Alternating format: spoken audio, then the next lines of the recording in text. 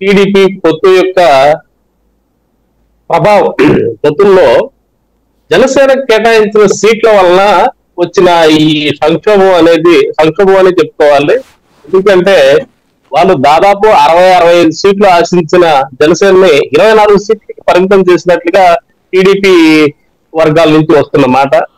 అట్లాగే జన సైనికులు యొక్క ఎక్స్పెక్టేషన్ ని రీచ్ కాకపోవడం వలన వచ్చే ఓటు ట్రాన్స్ఫర్ అనేది కాదేమో అనే ఒక భయం పక్క ఉంది టీడీపీకి. వాళ్ళని ఎలా సముదాయించాలో అర్థం కాని పరిస్థితుల్లో ఇంకా వచ్చే ఈ 57 ఇవ్వబోయే ఈ 57 వీటిలో దాదాపు ఒక 10 సీట్లు 7 నుంచి 10 సీట్లు కేటాయించే అవకాశం ఉందని చెప్పి అనుకోవచ్చు.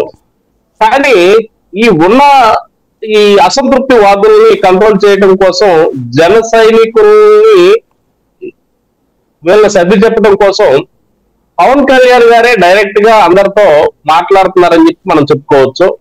ఈ మధ్య మద్రాసులో జరిగిన ఒక మీటింగ్ లో జన సైనికుల్ని ఎలా సమర్థించాలి, ఈ ఎన్నికల్లో ఈ 24 సీట్లు వచ్చిన 24 సీట్లని రాబోయే వాటిని ఆ 3 పార్లమెంటు స్థానాల్ని పూర్తిగా కైవసం చేసుకోవడం కోసం పూర్తిగా వీటిలో గెలిచే విధంగా ఎలా కష్టపడాలనే దాని మీద ఆ ఎన్నికల ఖర్చులు కూడా పెట్టుకొని మామూలు ఎలక్షన్ కమిషన్ ఏదైతే నిర్దేశించిన ఎన్నికల కమిషన్ ఖర్చులు ఆ ఖర్చులు పెట్టుకోలేని కొందరు అభ్యర్థులకి జనసేననే తన సొంత ఖర్చులతో వాళ్ళని బయటేసే విధంగా తన సొంత ఖర్చులతో వాళ్ళని మేనేజ్ చేసే విధంగా మాట్లాడటం అనేది జరుగుతా ఉంది. కానీ ఈ సభ ద్వారా రేపు ఈ సభకి దాదాపు 5-6 లక్షల మంది అని చెప్పి అనుకుంటా ఉన్నారు. ఈ సభలో పాల్గొనబోయే జన సైనికుల యొక్క సంఖ్య ద్వారా మనం రేపు అసంతృప్తి ఎంత ఉంది, ఎంత ఓటు ట్రాన్స్ఫర్ అవుతుంది అనే విషయం అనేది మనం రేపు చెప్పుకో.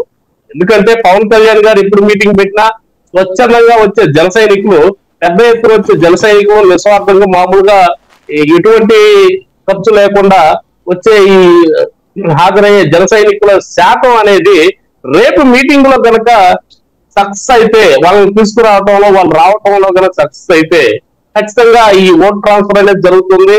ఈ సంక్షోభం అనేది సమస్య ఉంది అని చెప్పి చెప్పుకోవచ్చు. రైట్. అంటే ఒక ప్రధానమైనటువంటి అంశం ఏంటంటే